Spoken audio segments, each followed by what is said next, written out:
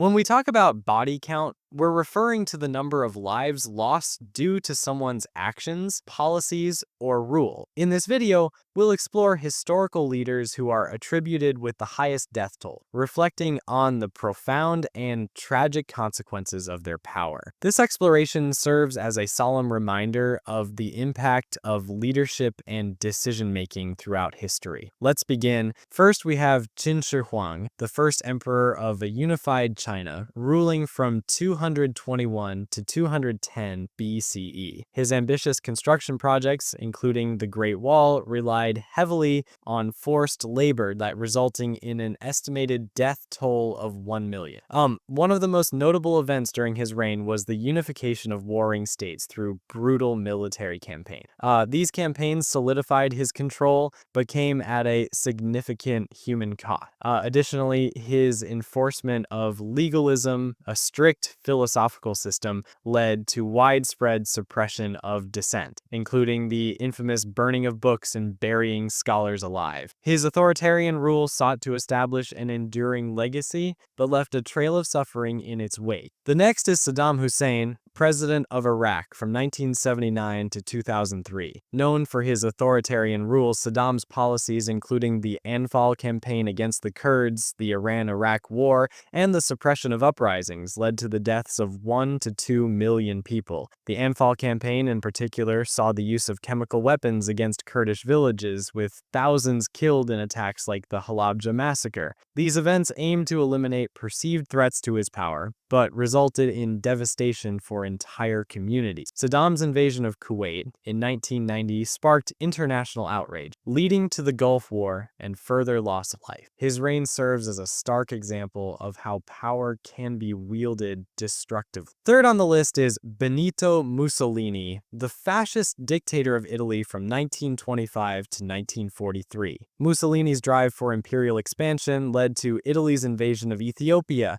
in 1935, where chemical weapons and mass executions were used against civilians. His alliance with Nazi Germany during World War II further embroiled Italy in a conflict that resulted in millions of deaths. Mussolini's vision of a modern Roman Empire ultimately brought devastation to both his country and the colonies he sought to dominate, contributing to a death toll of 1 to 2 million. He orchestrated aggressive policies and propaganda to maintain his control, but his leadership left Italy in ruins by the end of the war. Next is Pol Pot, leader of the Khmer Rouge in Cambodia from 1975 to 1979. His radical vision for an agrarian utopia led to the Cambodian genocide. Forced labor, starvation, and mass executions claimed 1.7 to 2.5 million lives. One of the most chilling aspects of his regime was the establishment of the killing field, where perceived enemies of the state, including intellectuals, were systematically murdered. Entire families were targeted to eliminate any chance of retaliation. Like the Khmer Rouge's policies emptied cities and forced people into brutal rural collectives, creating a nightmare for Cambodian society that still echoes today. At number 5, we have Hideki Tojo, Japan's prime minister during World War II from 1941 to 1944. His policies of expansion and military aggression caused widespread atrocities, such as the Nanking Massacre, resulting in the deaths of 3 to 5 million people. The Nanking Massacre alone saw over 200,000 civilians and prisoners of war killed in just weeks. Japan's brutal occupation policies across Asia included forced labor, systemic violence, and the exploitation of comfort women. Tojo's role in orchestrating these events solidified his position as a key figure in one of history's darkest periods. Kim Il-sung, the founding leader of North Korea, ruled from 1948 to 1994. His authoritarian policies, including political purges, forced labor camps, and a devastating famine, led to a death toll of 3 to 5 million. The arduous march, a famine in the 1990s, was exacerbated by the government's refusal of international aid and mismanagement of resources. Kim's policies isolated North Korea from the rest of the world, entrenching poverty and oppression. His legacy of rigid control and propaganda remains deeply entrenched established in North Korean society today. Next is Leopold II of Belgium, who controlled the Congo Free State from 1885 to 1908 as his personal property. The exploitation of resources and the brutal treatment of the local population caused the deaths of an estimated 10 million people. Under his rule, rubber quotas were enforced with horrific punishments, including mutilation and killing. The Belgian king extracted immense wealth, while the Congolese people endured unimaginable suffering. International outrage eventually forced Belgium control of the Congo,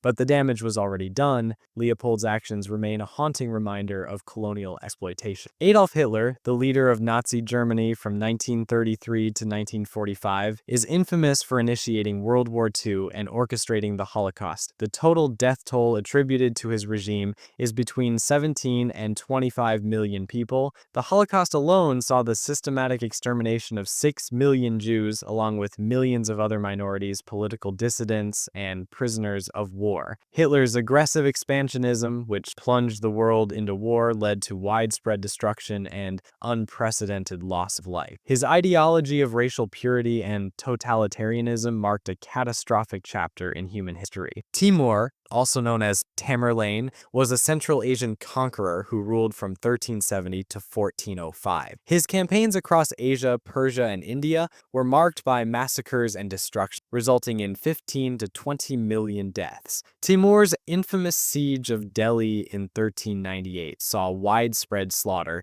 with the city left in ruin. His conquests reshaped entire regions, but the scale of human suffering was immense. Timur's legacy as a ruthless conqueror contrasts with his patronage of the arts and architecture, leaving a complex historical footprint. Joseph Stalin, leader of the Soviet Union from 1924 to 1953, is next. His policies of forced collectivization, purges, and labor camps caused an estimated 6 to 20 million deaths. The Holodomor, a man-made famine in Ukraine, was particularly catastrophic, claiming millions of lives. Stalin's Great Purge targeted political rivals, military leaders, and ordinary citizens, creating an atmosphere of fear and repression. His regime transformed the Soviet Union into a global superpower, but at an unfathomable human cost. Mao Zedong, the founding father of the People's Republic of China, led from 1949 to 1976. His initiatives, such as the Great Leap Forward and the Cultural Revolution,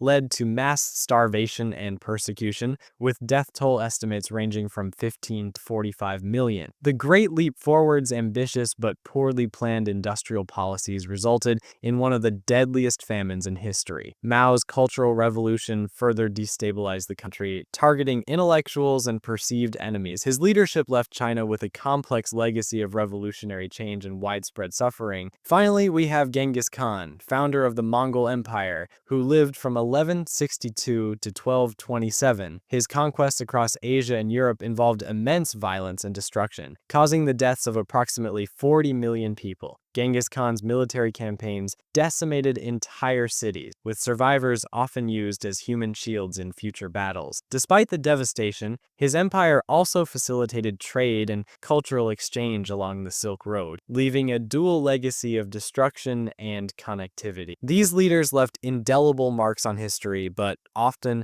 at a staggering human cost. Reflecting on their actions reminds us of the importance of ethical leadership. If you found this video informative, please like, share, and subscribe to our channel for more thought-provoking content. Thank you for watching.